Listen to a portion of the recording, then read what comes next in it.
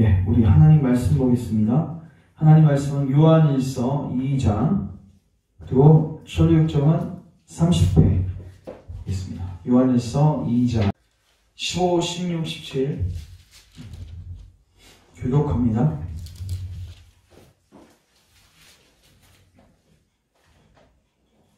이 세상이나 세상에 있는 것들을 사랑하지 말라. 누구든지 세상을 사랑하면 아버지의 사랑이 그 안에 있지 아니하니. 세상에 있는 모든 것이 육신의 정욕과 안목의 정욕과 이생의 자랑이니 다 아버지께로부터 온 것이 아니요 세상으로부터 온 것이라. 같이 읽습니다. 이 세상도 그 정욕도 지나가되 오직 하나님의 뜻을 행하는 자는 영원히 거하느니라. 아멘. 기도하고 말씀 듣습니다. 하나님, 오늘도 우리에게 이 은혜의 수단을 통해서 주의 은혜를 충만하게 베풀어 주시고, 특별히 오늘 허영의 시작을 살필 터인데 주님, 우리가 세상을 사랑하지 않도록 허영된 그러한 자만심에 빠져서 헛된 것에 우리의 삶을 투자하지 않도록 우리를 가르쳐 주시고 우리에게 깨우침을 허락하여 주시옵소서. 가장 중요한 것들이 뭔지를 선명히 깨닫고 예수님만 붙들고 복음만 붙들며 살아가는 우리의 생애가 되게 인도하여 주시옵소서. 예수님의 이름으로 기도합니다. 아멘. 네, 오늘은 요한일서 2장 15절부터 17절 말씀을 가지고 허영의 시장이라는 제목을 가지고 말씀을 상고합니다. 허영의 시장은 세 번에 걸쳐서 우리가 보게 됩니다. 오늘은 허영의 시장 첫 번째 시간입니다. 자, 먼저 30페이지 보라색 글씨를 먼저 같이 한번 읽겠습니다. 시작. 두 순례자는 많은 사람이 믿음의 파선을 경험하는 허영의 도시에 들어간다. 믿음의 사람에게 세상이 얼마나 무서운 시험인지를 보여주고 있다. 여기서 허영의 도시를 이렇게 쓰시면 좋을 것 같아요. 가시밭이라고 쓰시면 좋을 것 같습니다. 우리가 이미 씨 뿌리는 비유를 통해서 살폈지만 이 허영의 시험은, 허영의 도시는 가시밭. 주 예수께서 말씀하시기를 뭐라고 말씀하셨냐면, 하나님의 말씀이 우리에게 뿌려져도 세상에 대한 염려와 죄리의 유혹, 그러니까 재물의 유혹이죠. 또 이런 정욕들 때문에 이 씨앗이 잘 자라나지 못하는. 근데 어떻게 표현되어 있냐면 가시밭의 기운에 막혀 이렇게 되어 있습니다. 그러니까 자라고는 싶은데 여기 계속해서 자랄만 하면 막고 자랄면 하면 막고 그러는 거예요. 이건 아마 여러분들이 죄를 지어보시면 압니다. 죄를 지으려는 게 아니라 이미 과거에 여러분의 삶을 관찰해 보십시오. 우리가 주님을 사랑하고 또 큰 은혜 받고 집에 돌아왔는데 또 여타해서 우리가 세상에 오늘 우리가 본문에서 보았던 듯이 육체의 정욕, 안목의 정욕, 이생의 자랑에 끌리는 삶을 조금이라도 살게 되면 순식간에 우리 안에 있던 그 영적 감각들이 어떻게 돼요? 순식간에 다운돼요. 이게 사라지고 주님을 사랑하는 마음도 식고 영적으로 무너지는 걸 경험하게 돼요. 그래서 이 자랄만 하면 그 기운 때문에 무너지게 되는 거죠.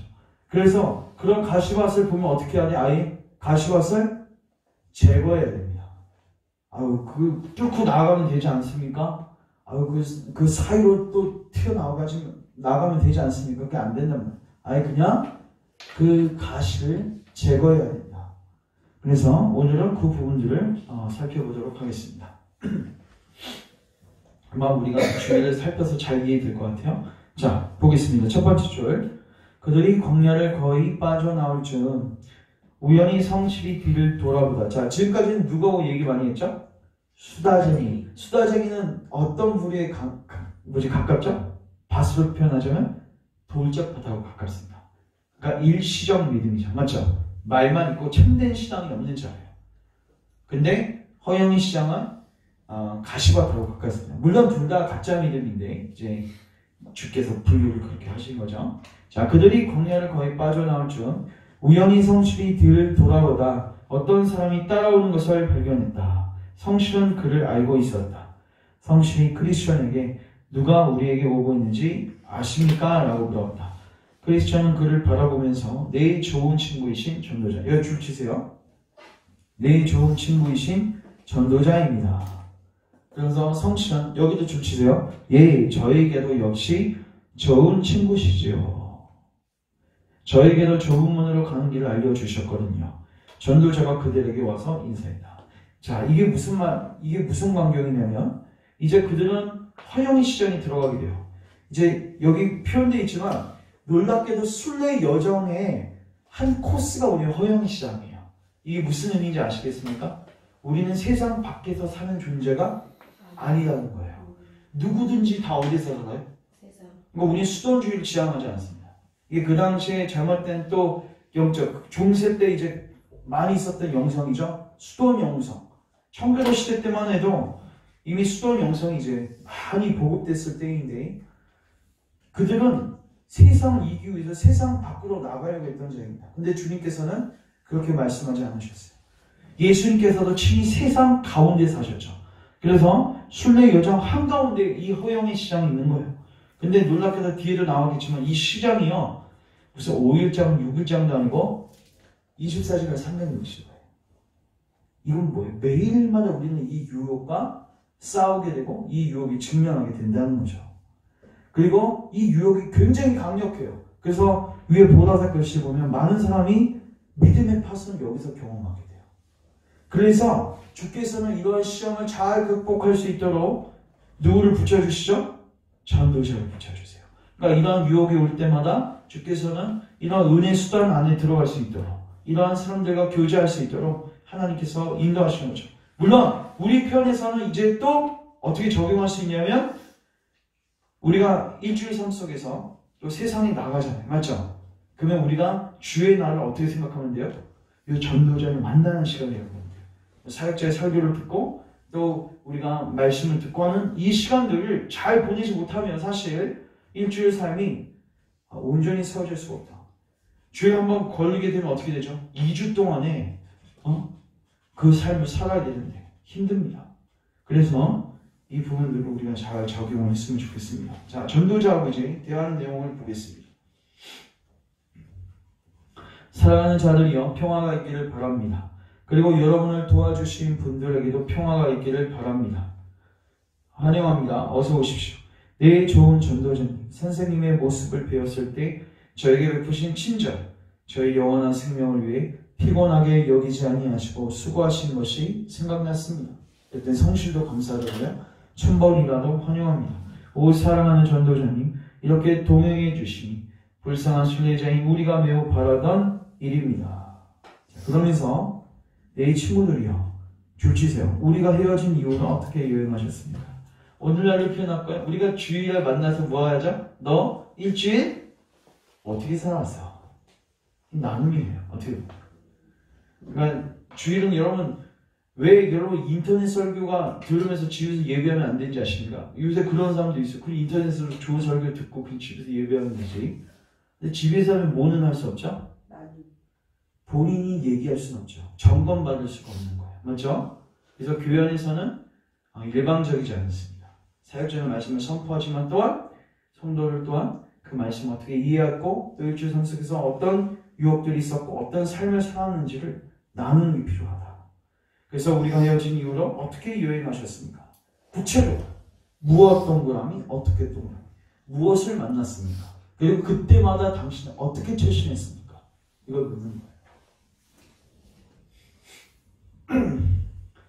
크리스천과 성실은 길에서 일어났던 모든 일, 무엇이 얼마나 어려운 일이었는지, 그리고 이곳에 도착하게 된 경위를 전도자에게 말하겠습니다. 자, 이 옛날 일들을 기억하는 게 대단히 중요하다. 신명기 우리 하나만 찾겠습니다. 신명기 7장 17절부터 19절 말씀 보겠습니다. 신명기.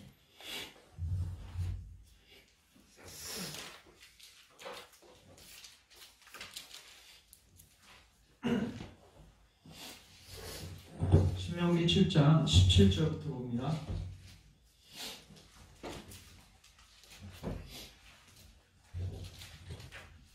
이제 여러분 신명기는 어떤 서신이죠? 가나안 땅에 들어가기 일보 직전에 쓴 모세가 설교한 내용이죠? 맞죠? 가면 이제 전쟁이어야 돼요. 전쟁. 우리로 치자면 영적 전쟁. 그들은 그걸 가시적으로 가나안 땅을 빼앗는 전쟁을 묘사한 거죠. 맞죠? 여러분 여호수아가 가나안 땅 점령하는 것이 우리 영적 전쟁의 교과서입니다. 맞죠? 그리고 이 신명기는 그 영적 전쟁 전에 모세가 설계했던 내용인데, 자 17절 보십시오.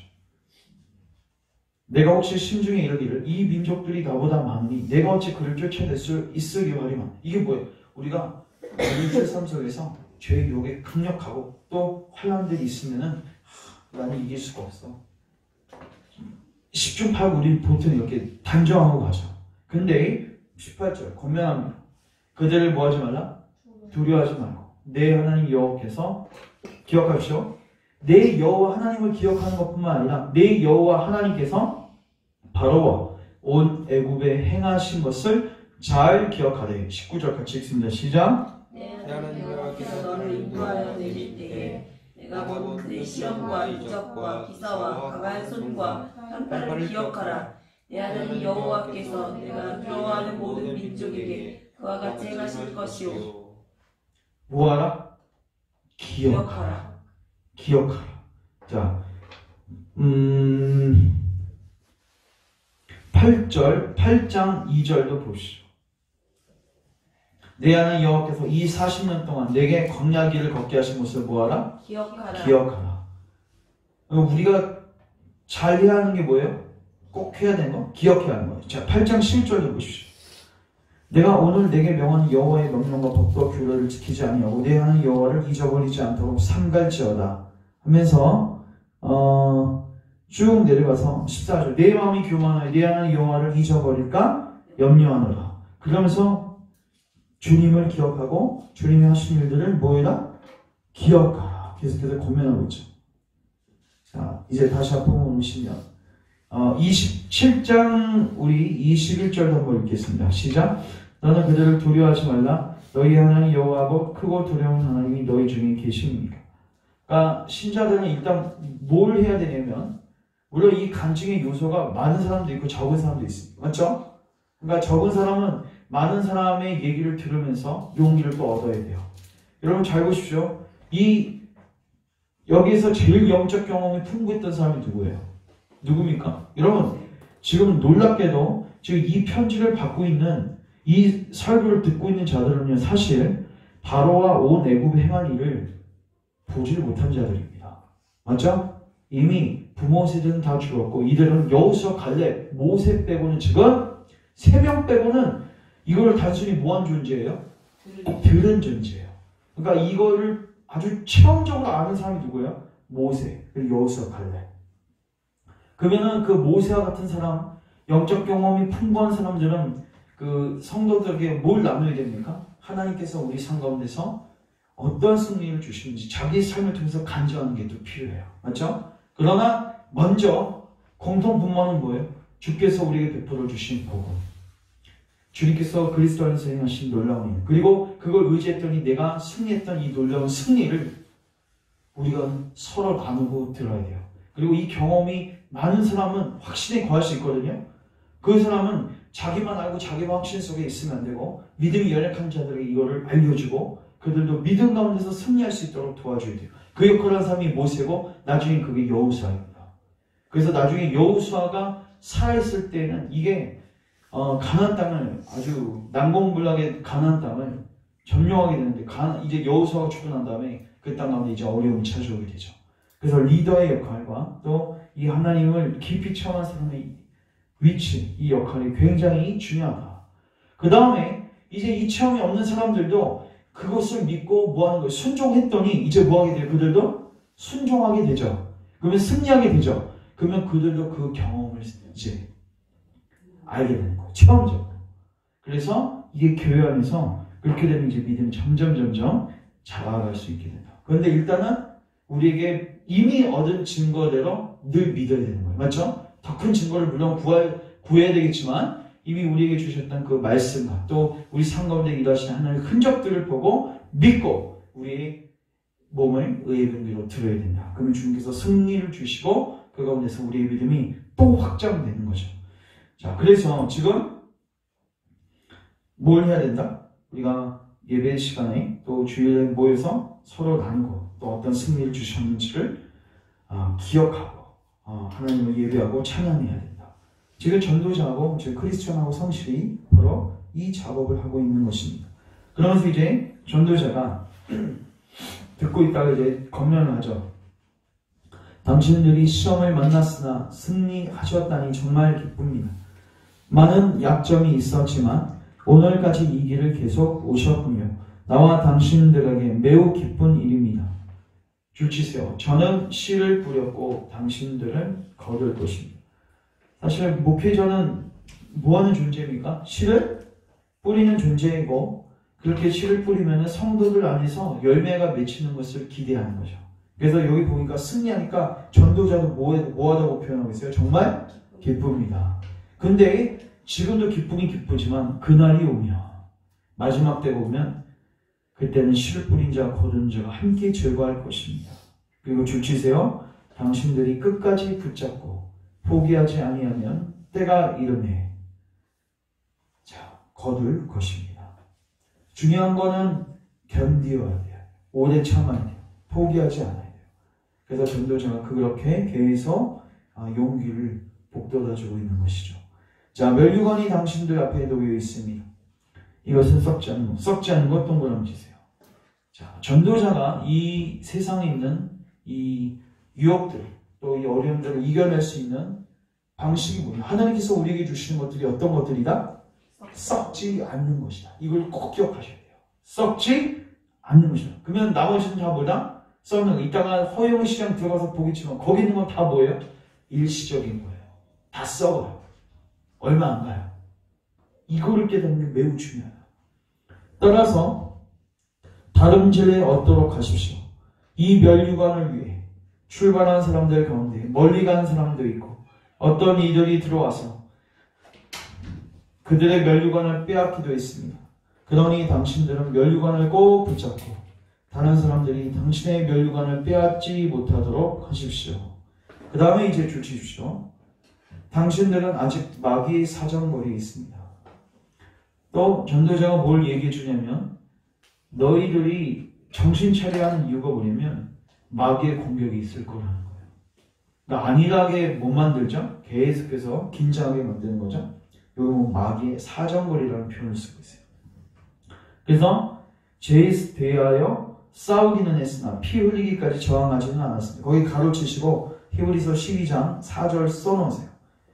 죄와 싸우되 뭐하기까지? 피 흘리기까지 싸우라. 이게 뭐냐면 죄하고 싸우는데 여러분 우리가 누군가하고 싸우는데 저도 예전에 이제 조금 많이는 아니지만 좀 싸워봤는데 싸울 때 누가 보통 이기냐면 목숨 걸고 그 저항하는 놈을 못 이겨요. 맞죠? 그러니까 진짜 죽을 기세로 덤비면 저는 솔직히 막 때리려고 하더라도 야 이렇게 세게 때리다가 진짜 막 얘가 피가 나면 어떡하지 이런 걱정하고 싸우는 사람은 사실 이길 수가 없죠. 지금 뭐 북한하고 미국도 솔직히 기세 싸움이거든요. 맞죠? 싸움 당연히 미국이 이기죠.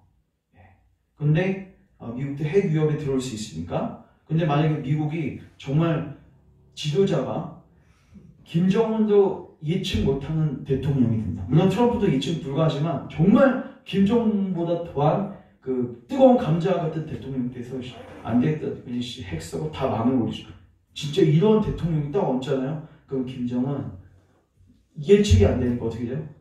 딱 이제 싸움에서 내려오게 되죠. 그러니까 싸움은 누가 이긴지 아십니까? 결국 깡이에요, 깡. 이게 뭐예요, 이거? 이제 정말로 죽을 듯이 덤비는 거. 근데 영적 전쟁에서도 우리가 죄하고 싸울 때 어떻게 해요? 피 흘리기까지. 이거 목숨을 거는 거죠. 네가 안 죽으면 네가 죽든 내가 죽든 둘 중에 한 명은 죽어야 끝이 나는데 이 각오를 가지고 싸워야 된다. 여러분 초대교회 당시에 그 로마에서 그 왕이 민심을 얻기 위해서 썼던 방식이 콜로세움이라는 경기장을 세워서 거기에서 이제 싸움을 하게 했고 그 다음에 그걸로 이제 흥미를 이제 끌어냈는데 중요한 건 거기서 살아나오기 위해서는 다른 사람을 죽여야 돼요. 물론 그 싸우는 대상이 동물이면 좋겠는데 그러면 진짜 마음 편하게 죽일 수 있는데 다른 사람이라고 생각해 보십시오. 근데 만약에 여러분들이 거기 들어갔는데 여러분들이 사랑하는 사람이야. 근데 네가 죽지 않으면 내가 죽어. 그런 구도를 만들었던 것 같아요. 근데 그래서 거기 들어가는 사람들은 어떻게 해요?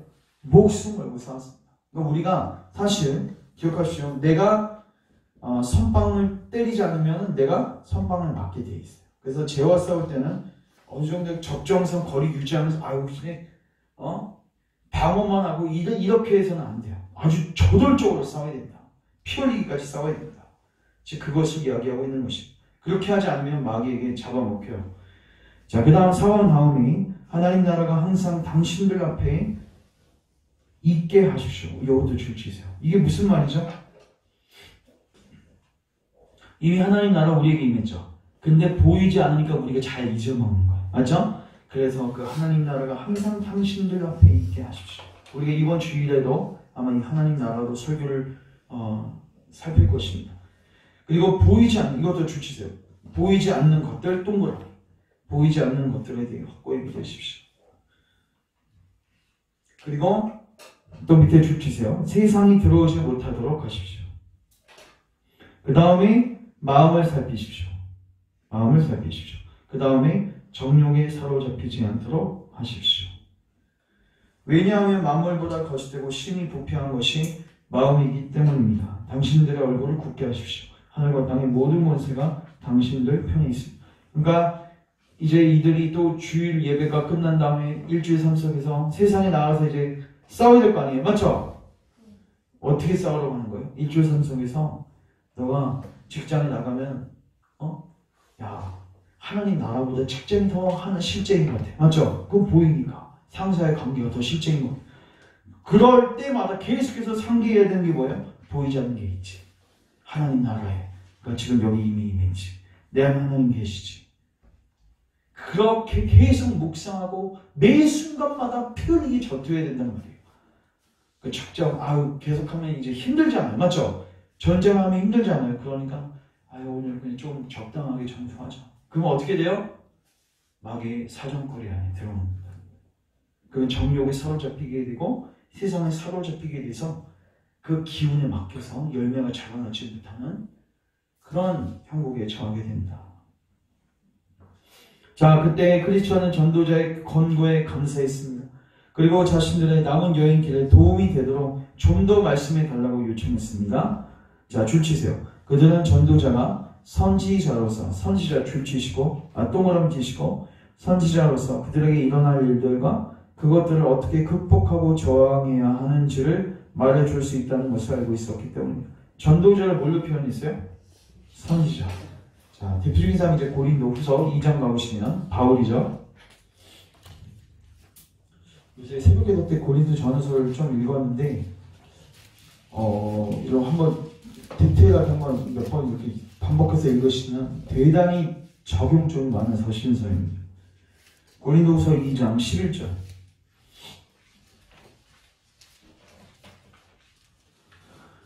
자, 5절 잠깐 보세요.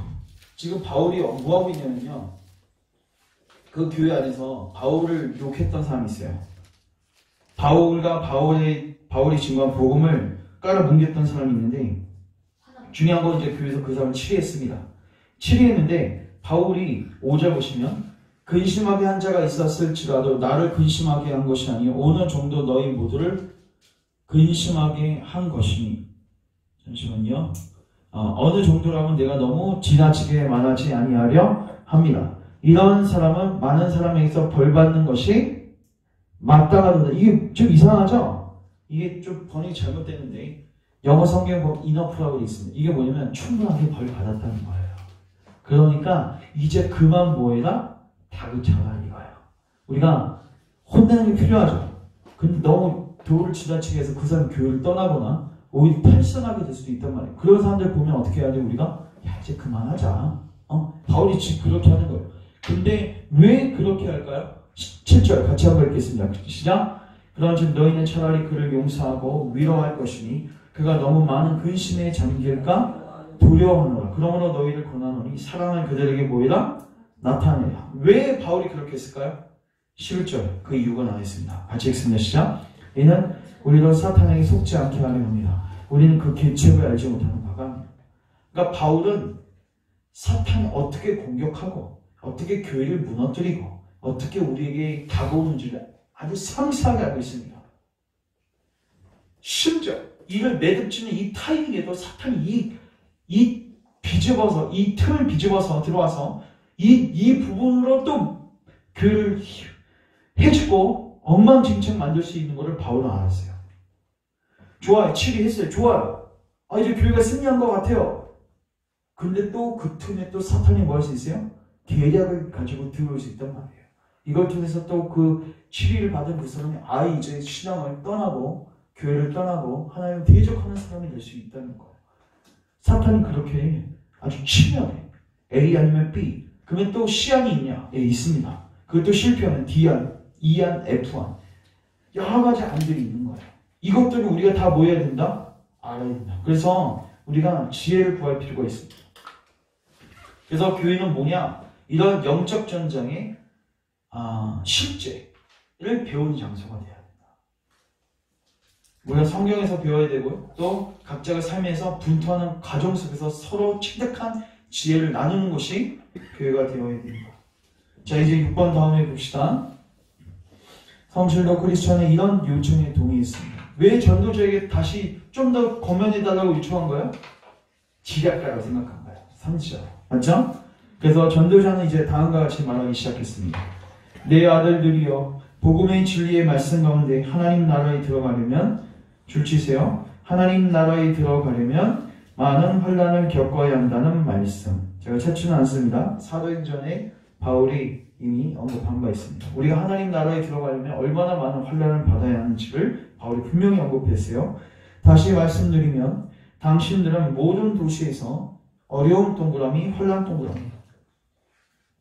이건 제가 누누이 강조하지만 왜 일시적 믿음이 생기는가? 처음부터 100가지를 안 가르쳐준 거예요. 처음부터 이걸 다 알려줘야 돼요. 우리가 만나게 될 어려움과 환난을. 자, 그리고 줄치세요. 따라서 환난과 여러 가지 어려움 없이 순례길을 갈 수 있다고 생각하지 마십시오. 문제는 뭐냐? 그거 없이도 갈 수 있다고 생각하는 게 문제예요. 그렇게 생각하면 당연히 이런 거 찾아오면 순례길을 떠나게 되겠죠. 내가 이미 당신들에게 증거한 것에서 이 진리를 발견했을 것이고 이미 내가 여러 번 언급했다는 거예요. 당신들은 보시다시피 이제 당신들은 광야를 거의 빠져나왔습니다. 당신들은 곧 성에 도착할 것이고 그곳에 들어가야 합니다. 그 도성 사람들은 당신들을 주시세요. 그 도성 사람들은 당신들을 적으로 간주해서 세상을 죽이려고 할 것입니다. 이 말이 뭐냐? 세상과 그리스도인들은 결코 하나 될 수 없는 존재입니다. 이걸 기억하세요. 세상과 그리스도인들은 결코 뭐 될 수 없다? 하나 될 수 없다. 저는 세상하고 친한데요. 그 자기 신앙을 좀 의심해 봐야 돼요. 오히려 의심해 봐야 돼요. 우리가 하나님의 말씀대로 살면은 반드시 세상이 우리를 핍박하게 됩니다. 자, 그러면은 그걸 이제 전도자가 알려주는 거예요.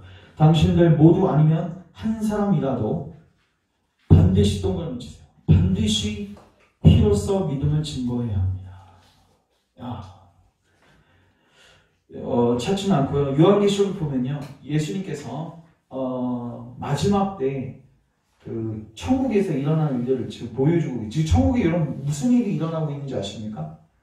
순교자들이요, 그 제단 앞에서 그 하나님께 상수하고 있어요. 근데 그 제단에 피가 넘쳐요. 여러분 그 영화에 요한계시록 영화를 보시면요, 저는 아주 인상 깊게 봤었는데 그 제단에 그 피가 뿜어져 나오고 있어요. 이게 무슨 피냐? 순교자들의 피거든요. 그리고 순교자들이 쫙 일렬로 서가지고 이제 여러 개 이렇게 줄로 서가지고 하나님께 상수해요. 뭘 상수하냐? 우리의 피를 갚아주십시오. 우리의 피를 갚아주십시오. 그때 하나님께서 말씀하시기를 아직은 아니다. 언제까지요? 다른 순교자들이 다 채워져서 이 제단 안에 순교의 피가 가득 채워질 때까지는 아직은 내가 그 원수를 갚지 않을 것이다. 이거는 뭐예요? 하나님께서 역사의 마지막 속에서 사실 순교라는 수단을 통해서 순교의 역사를 통해서 교회를 확장해 가실 것을 또 정하신 거예요. 그러니까 물론 그렇다고 우리가 무조건 순교 받아야 되냐? 그건 아니지만 어느 부분에 있어서는 순교를 당하는 사람들이 있을 수도 있다는 거예요. 근데 여기서 반드시라는 단어를 썼다는 걸 기억하십시오. 이미 존 버년이 그 사역할 당시, 그 당시 영국, 나중에 기회가 되시면 그 영국 종교개혁 역사를 보시면은 블러드 메리라고 있어요. 피의 여왕이었던 그 블러드 메리. 블러드가 피의 이런 뜻이죠. 메리의 별명이 블러드 메리. 전형적인 로마 카톨릭 그 신자였어요. 그 사람이 이제 왕이 된 다음에 종교개혁자, 청교도들을 얼마나 박했는지 남아나지 않았습니다. 그러니까 그러한 것들을 보면서 존 버년이 생각했겠죠. 그리고 존 버년도 어디에 갇혔어요? 감옥에 갇혔어요. 여러분 철력종 어디서 쓴지 아십니까? 감옥에서 썼어요. 그래서 존 버년도 이 핍박의 현실을 잘 알고 있었죠. 자, 그래서 이제 7번 쭉 내려가셔서 그 도성 두 번째 달라 그 도성 사람들은 당신들을 적으로 간주해서 당신들을 죽이려고 할 것이니 당신들 모두 아니면 한 사람이라도 반드시 피로써 믿음을 증거해야 합니다. 죽음에 이르기까지 충성하십시오. 왕께서 생명의 면류관을 주실 것입니다. 그곳에서 죽게 되는 자는 비록 죽음이 끔찍하고 고통이 매우 크지만 자신의 동료보다 더 큰, 이거 줄치세요. 자신의 동료보다 더 큰 영광을 얻을 것입니다. 왜냐하면 천성의 도시에 더 빨리 도착할 뿐만 아니라, 자, 이런 측면에서 더 영광인데, 왜요? 빨리 주님을 만날 수 있잖아요. 맞죠? 그래서 천성의 도시에 더 빨리 도착할 뿐만 아니라 또 다른 동료들은 여기서 뭐 해야 돼? 고통을 당해야 되는데 그걸 빨리 피할 수 있다는 거죠. 맞죠? 자, 당신들이 그 도시에 들어가면 제가 여기서 말한 것들이 이루어지는 것을 발견할 것입니다. 그래서 누가 거기서 순교당하죠? 이제 성신이 죽게 되죠. 참 이 말을 듣고 또 순교의 순간에 전도제의 말을 생각하면서 저는 위로를 받았다고 생각합니다. 그렇죠? 제가 아는 형도 어디죠? 예멘인가? 예멘이 아니다. 아프리카 그 서북 쪽인데 그 이슬람권에 거기 이제 들어왔는데 저보다 2살 많은 형이었는데 한 30 중후반 때 소천했어요. 네. 거기 지역은 들어가기 전에 그 선교단체에서 이미 유언을 다 쓰게 해요. 그래가지고 이제 그 선교사님이 죽으면 그 유언장 이제 공포하는데 뭐 이런 내용들이 있어요. 이제 아마 여러분들이 저의 편지를 보실 때쯤이면 저는 주님과 함께 있을 것입니다. 이렇게 쭉 나오더라고요. 그러니까 정말 그런데 들어가시는 분들 보면 죽음의 각오를 하고 들어가시는 거죠. 그래서 그러면은 우리에게도 이런 부활신앙이 있어야 되는 거예요. 이게 되게 불가능한 것 같죠. 근데 여러분 생각해 보십시오. 스데반이 순교하는 게 쉬웠겠습니까? 어렵겠습니까? 저는 굉장히 쉬웠을 거라고 봅니다. 왜냐하면 하나님께서 그의 눈을 여셔서 천상을 보여주셨고, 여러분 그 영광을 깨닫는 자는요, 이게 정말 실제가 된 사람은요, 이 땅에 있어서 정말 잘 되었습니다. 죽음의 순간에도 우리에게 그런 믿음이 요구되어지는 거예요. 그 믿음을 달라고 우리가 또한 기도해야 하는 것입니다. 자, 그래서 그때 제가 한 말을 명심하시고 사나이답게 행동하십시오. 그리고 당신의 영혼들이 잘 되도록 이것도 줄치세요. 하나님 곧 신실하신 창조주께 의탁하십시오. 아무리 우리가 사나이답게 행동하더라도 하나님이 도와주시지 않으면 안 되죠. 그래서 늘 기도하고 겸손함으로 나가야 됩니다. 자, 이제 전도자의 설교를 듣고 허영의 도시에 들어갑니다. 그때 나는 꿈속에서 그들이 광야를 빠져나와서 도시를 바라보는 것을 보았다. 그 도시의 이름은 허영이었다. 허영 동그라미 치시고 거기에다가 헛된 자만심 이렇게 써놓으시면 좋고.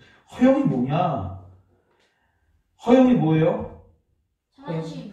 자만심인데 특별히 여기 vanity라고 되죠, 영어로. 여기서 나온 단어가 뭐예요? 어원이 비슷한 단어, vain. vain은 헛된이라는 뜻입니다. 그러니까 허영의 도시의 특징이 뭐냐면 헛된 것들을 추구하는 도시예요. 이해되세요? 그러니까 빠져나갈 물을 위해서 터진 웅덩이에 물을 붓는 도시예요. 쉽게 말해서. 자, 봅시다. 도시에서는 시장이 열렸는데 그 시장은 허영의 시장이라고 불렸다. 왜요? 매매를 하는 곳이기 때문에 시장입니다. 자, 시장은 줄 치세요. 1년 내내 열렸으며 허영의 시장이라는 이름은 그곳에서 허영이 더 경박하게 유지되었어요. 그러니까 허영의 시장 안에서는 뭐가 유지되고 있어요? 허영. 헛된 것들이 아주 매매되고 있는 거예요. 팔리는 모든 것이 허영에서 온 것이기 때문입니다. 지혜자의 말과 같이 읽습니다. 시작. 모든 것이 헛되더라. 솔로몬이 헛되더라 했던 것들이 지금 시장에서 매매되고 있는 물품들이에요. 그러면 우리가 지혜자의 말을 듣고 이 허영의 시장에서 매매하면 안 되는데 이제 믿지 못하고 이제 매매하는 거죠. 자, 이 시장은 새로 세워진 것이 아니라 오래전부터 있었던 것입니다. 그 유래는 다음과 같습니다. 약 5,000년 전에 지금의 정직한 두 순례자처럼 천성을 향해 가는 순례자들이 있었습니다. 자, 바알세불, 아볼루원, 마귀 군대는 자신들의 동료와 함께 순례자들이 만들어 놓은 길이 허영의 도시를 통과한다는 것을 요 줄 치세요. 순례자들이 만들어 놓은 길이 허영의 도시를 통과한다는 것을 알아차리고 여기에 뭐를? 시장을 개설했다. 이 말이 아까 제가 말씀했던 겁니다. 모든 순례자들은 세상을 통과하게 돼 있죠. 맞죠? 이걸 사탄도 알고 있어요. 그러니까 이 땅에서 세상의 것을 추구하게 유혹하는 거예요. 이걸 매매하게 만드는 거예요. 줄 치세요. 시장에서는 모든 종류의 헛된 것, 동그라미, 헛된 것이 팔렸으며 1년 내내 장이 열렸다. 자, 그 다음에 11번까지 한번 읽어보겠습니다. 같이 시작. 이 시장에서 팔리는 상품은 집, 땅, 무역, 명예, 승진, 귀족, 지목, 나라, 왕국, 육정과 모든 종류의 쾌락으로서 맥중국, 호주, 아내, 남편, 자녀, 주의, 종, 수령, 이 육신, 영혼, 금은, 진주, 보석 등등 여러 가지였다. 여기 이 시장에서는 항상 마술사, 사기꾼, 도박꾼, 배우, 멍청한 자, 불황자, 악당, 불량배 등을 볼 수 있었다. 또한 이곳에서는 도둑, 살인자, 가늠하는 자, 거짓 맹세하는 자와 피에 물든 자를 볼 수 있었다. 이게 물품을 세 가지로 나눴습니다. 첫 번째 보석까지거든요. 보석까지 이렇게 니은 표시하고 1번 써놓으시고. 자, 그러면 1번에 있는 품목들은 뭐죠? 제가 이미 성경 공부 시간에 예전에 했었는데 뭐예요? 허용되는 거예요. 맞죠? 안에 있어도 되죠? 맞죠? 집 있어도 되고 땅 있어도 되고. 자, 두 번째는 어떤 것입니까? 마술사, 사기꾼, 배우, 우리의 정신을 혼미케 하는 것들이에요. 두 번째는. 그리고 마지막 세 번째는 철저하게 불법으로 간주되어지는 것입니다.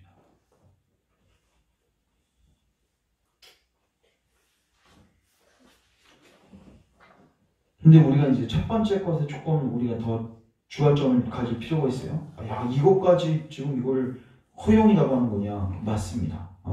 합법적임에도 불구하고 그거를 하나님보다 더 추구하는 순간 그게 뭐예요? 세상의 정욕에 사로잡힌 거예요. 자, 임시로 열리는 다른 시장처럼 이곳에서 팔리는 상품에 따라서 적당한 이름이 붙여진 거리들이 있었습니다. 그래서 이곳에서 나라와 왕국의 이름이 붙여진 거리에 가면 꼭 그 나라의 상품들을 발견할 수 있었어요. 그러니까 다양한 물품들이 있다는 거죠. 여기에는 영국 거리, 프랑스 거리, 이탈리아, 스페인, 독일 거리들이 있었는데 온갖 종류의 사치품이 팔리고 있었고, 그러나 다른 시장과 마찬가지로 가장 중요한 상품으로서 줄치세요. 로마 상품들이 가장 많이 팔리고 있었습니다. 이거는 그 당시 로마 카톨릭의 그 뭐죠? 그 안 좋은 것들 있죠.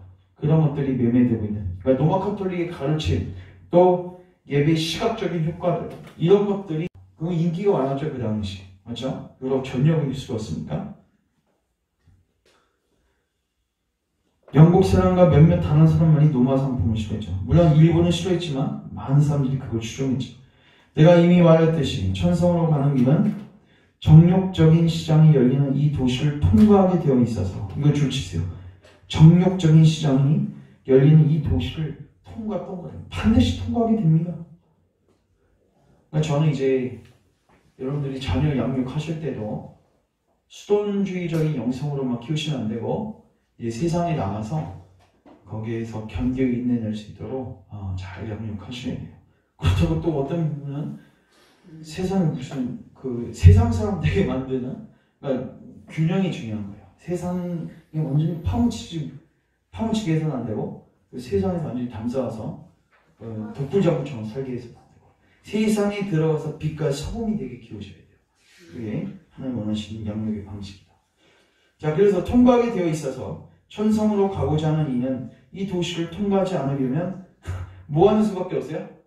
세상 밖으로 나가는 수밖에 없어요. 이거 고린도전서, 이거는 말씀 나중에 찾아보세요. 이거를 이제 반박하는 구절입니다. 만왕의 왕인 예수님도 자신의 나라로 가시려고 이 도시를 통과하셨는데 그날도 정이 열렸습니다. 자, 예수님은 여러분 대표적으로 언제 이 시장 통과하셨죠? 예수님 시험 받으실 때, 그렇죠? 사탄이 뭐라고 유혹하죠? 너 나한테 절하면 이 세상에 있는 모든 것 너에게 줄게. 이 허용의 시장이죠. 내가 생각하건대 이 시장의 주인 바알세불은 예수님을 초청해서 허영을 사도록 했을 것이다. 헛된 것을 구하도록 했죠. 예수님에게 유혹했죠. 만약 예수님께서 도시를 통과하면서 바울세불에게 경배했다면, 엎드려 경배했다면 마귀는 예수님은 이 시장에 뭘 넣어요?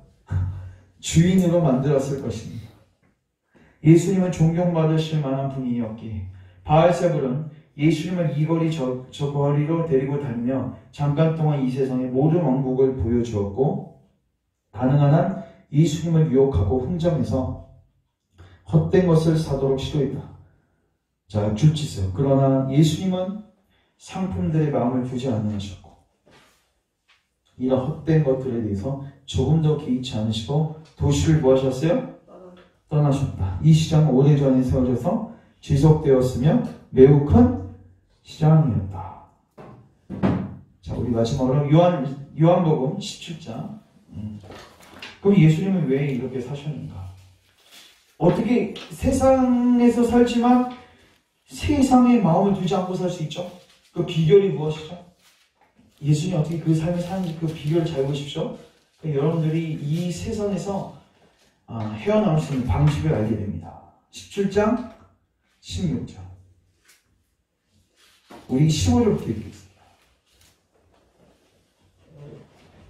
14절부터 읽읍시다. 내가 아버지의 말씀을 그들에게 주었사오매 세상이 그들을 미워하였사오니 이는 내가 세상에 속하지 아니한 같이 그들도 세상에 속하지 아니하니라. 반드시 세상 그리스도인들 하나 될 수 없습니다.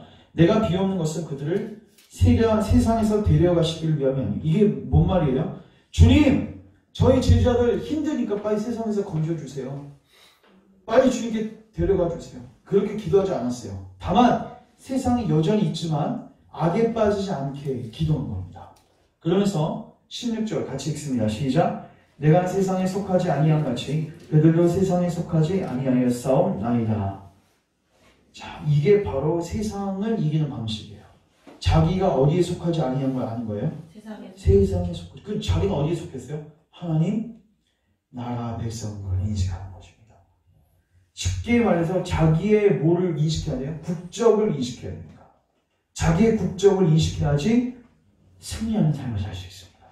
쉽게 말해서 여겨야지 드릴 수가 있습니다. 그래서 이 예수님이 살았던 원리, 사도 바울도 마찬가지예요. 이 땅에서 거류미 나고 나그네 같은 삶을 어떻게 살 수 있었는가? 하나님 나라에 대한 소망을 갖고 살았다. 자, 그래서 우리가 적용점을 조금 제가 이제 몇 개 드리고 같이 기도하겠는데, 일단 우리 교회 가운데, 우리 교우들 가운데 세상의 것을 추구하는 것이 얼마나 헛된지를 깨닫게 돼요. 여러분 이걸 꼭 우리 체험에서 배워야겠습니까? 체험에서 배우면 늦었잖아요. 맞죠? 여러분 솔로몬 체험에서 일평생 체험에서 인생 말년에 배웠는데 왜 그걸 쓰게 하셨을까요? 체험에서 배우지 말고 듣고 배워. 여러분 자녀들에게 여러분 그 부모가 실수한 부분들을 가르쳐주죠. 근데 왜 가르쳐주죠? 아니 자녀들도 어차피 똑같이 걸어가면 깨닫게 되거든요. 근데 그 길로 가지 않게 하기 위함. 참 어리석게도 사람은 자기가 경험하기 전까지 이거를 실감나게 못 느껴요. 근데 또 성령님께서 조명하시면은 들으면서도 이걸 깨닫게 하실 수 있으셔요. 맞죠? 그래서 우리가 전도서를 읽는 가운데 하나님 말씀을 배우는 가운데 이 땅의 것이 얼마나 헛된 것인지를 깨닫게 달라고, 일시적인 것을 깨닫게 달라고 기도하셔야 됩니다.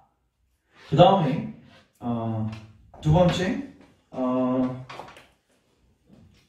이 헛된 품목들 중에서 합법적인 것들 중에서 물론 불법적인 것은 당연히 손을 떼야 되고요. 합법적인 것 중에서도 그거를 과도하게 추구하고 욕심을 갖게 되면 그거는 하나님을 떠나는 행위이다. 이게 분명히 여기 기록이 되어 있죠. 그래서 우리 안에 혹시 이러한 죄들이 있으면 주님 비춰주시고 이제 우리가 마음 중심으로부터 주님 따를 수 있도록, 그래서 주님과의 관계가 평강할 수 있도록 우리가 우리 영적 상태를 놓고 같이 기도했으면 좋겠습니다. 제가 기도하고 같이 연합해서 기도하겠습니다. 하나님, 우리 순례 여정이 이 허영의 시장을 통과하게 되어져 있는데, 주님, 우리가 이 통과하기 전에 이제 매일 주일마다 잘 무장될 수 있는 교우들 되게 축복하여 주소서. 은혜 수단들을 부지런히 사용하게 하시고, 또 성도들 안에 정말로 귀한 나눔들이 있게 하셔서 우리가 무기를 장착하고 세상으로 나아가게 도와주시고, 이제 싸울 때는 이 악물고 피 흘기까지 싸우게 하시고, 그 가운데서 진정한 승리를 경험하게 하옵소서. 특별히 주님, 세상이 주는 그 모든 것들이 얼마나 헛되고 헛된지를 깨닫게 하십시오. 솔로몬이 그 모든 것들을 누렸음에도 불구하고 헛되고 헛되다고 고백했던 것처럼 우리 모든 교우들도 이 세상에 있는 모든 보이는 것들이 헛되고 헛됨을 깨닫고 오직 하나님의 나라를 구하고 주님과의 관계를 추구하는 교우들 될 수 있도록 은혜를 베풀어 주시옵소서. 특별히 예수님께서 이 길을 어떻게 잘 걸어가셨는지를 늘 모델로 삼고 주님 따라 걸어갈 수 있는 주의 백성들 되게 하소서. 예수님의 이름으로 기도합니다. 아멘. 우리 같이 한번 이 말씀 붙들고 같이 한번 기도하는 시간 갖겠습니다.